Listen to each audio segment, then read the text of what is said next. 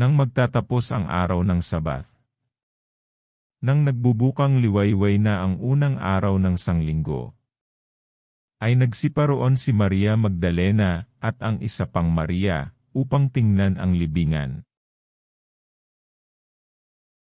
At narito, lumindol ng malakas. Sapagkat bumaba mula sa langit ang isang anghel ng Panginoon. At naparoon at iginulong ang bato, at nakaupo sa ibabaw nito. Ang kanyang anyo ay tulad sa kidlat, at ang kanyang pananamit ay maputing parang niebe. At sa takot sa kanya ay nagsipanginig ang mga bantay, at nangaging tulad sa mga taong patay. At sumagot ang anghel at sinabi sa mga babae, "Huwag kayong mga takot, sapagkat nalalaman ko na inyong hinahanap si Jesus na ipinako sa krus. Siya'y wala rito, sapagkat siya'y nagbangon, ayon sa sinabi niya. Magsiparito kayo. Tingnan niyo ang dakong kinalagyan ng Panginoon. At magsiyaon kayong madali, at sa kanyang mga alagad ay sabihin niyo, siya'y nagbangon sa mga patay.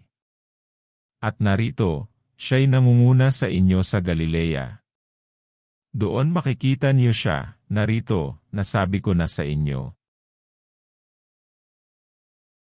At sila'y nagsialis na madali sa libingan na taglay ang takot at ang malaking galak. At nagsitakbo upang ibalita sa kanyang mga alagad. At narito, sila'y sinalubong ni Jesus na nagsasabi, "Mga galak kayo." At sila'y nagsilapit at niyakap ang kanyang mga paa, at siya'y sinamba.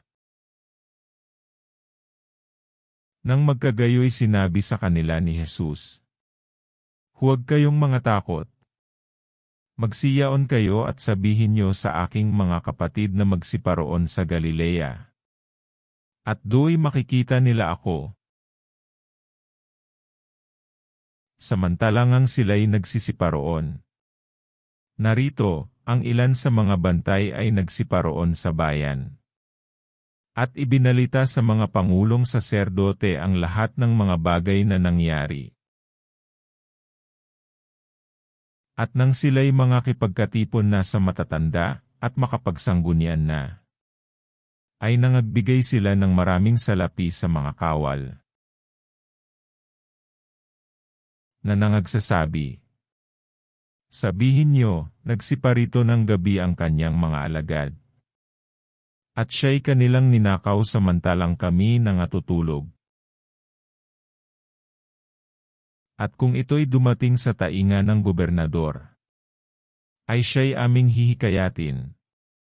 At kayo'y aming ilalagay sa panatag."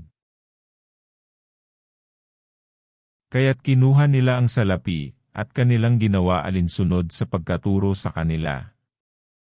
At ang pananalitang ito ay kumalat sa gitna ng mga Hudyo, at nananatili hanggang sa mga araw na ito. Datapwat nagsiparoon ang 11 alagad sa Galilea. Sa bundok na sa kanila'y itinuro ni Jesus.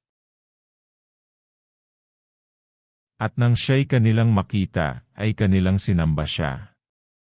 Datapwat ang ilan ay nangag-alinlangan.